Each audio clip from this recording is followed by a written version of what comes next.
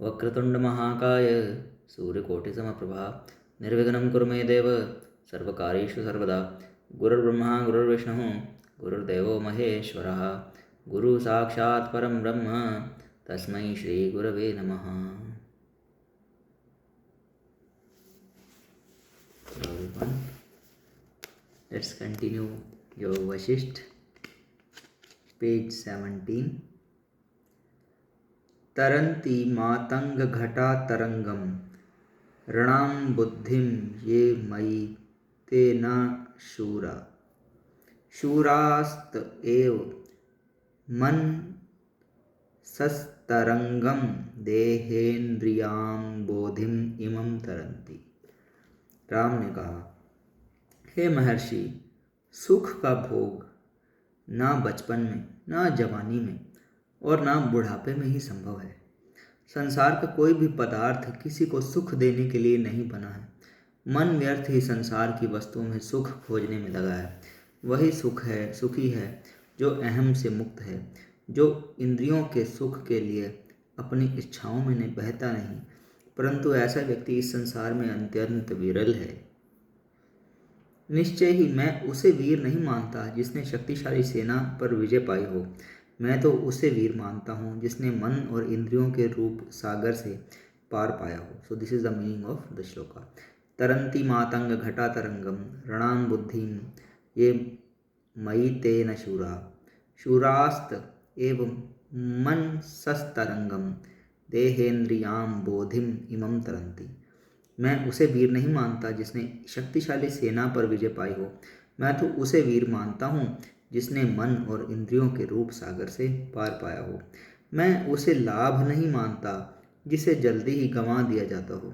लाभ वही है जिसे कभी खोया न जाए, परंतु ऐसा कोई लाभ इस संसार में सुलभ नहीं, भले ही कोई कितना परिश्रम क्यों न करे।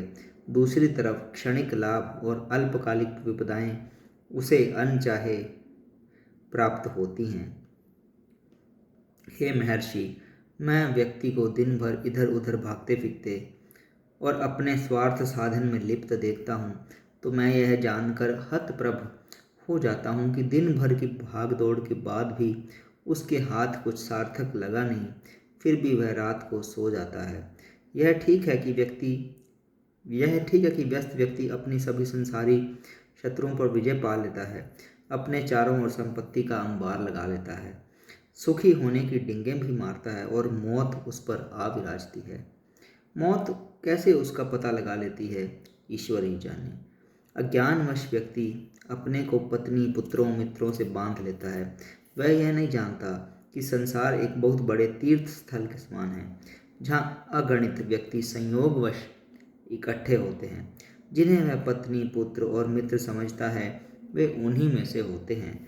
यह संसार कुम्हार के चाक के समान है। देखने में चाक स्थिर प्रतीत होती है, जबकि वह द्रुत वेग से घूम रहा होता है। इसी प्रकार भ्रमित व्यक्ति को यह संसार अचल दिखाई देता है, जबकि निरंतर इसमें परिवर्तन होता चला रहा है। यह संसार विष वृक्ष के समान है। जब व्यक्ति इसके निकट आता है तो वह विस्मित और बेसुध होकर गिर पड़ता है। संसार को देखने का दृष्टिकोण ही दूषित है। सभी देश बुराई के घर हैं। संसार के सभी लोग मृत्यु के अधीन हैं। सभी क्रियाएं धोखाधड़ी से भरी हैं। अनेक कल्प अस्तित्व में आए और विलीन हुए। वे सभी काल के क्षण के समान थे। तत्वतः कल्प और क्षण में कुछ अंतर नहीं, दोनों समय के मान हैं।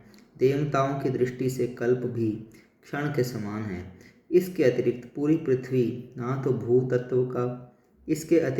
पृथ्वी भी तो भूतत्व का परिवर्तित रूप है। इस पर विश्वास करना और इससे आशा करना निरर्थक है।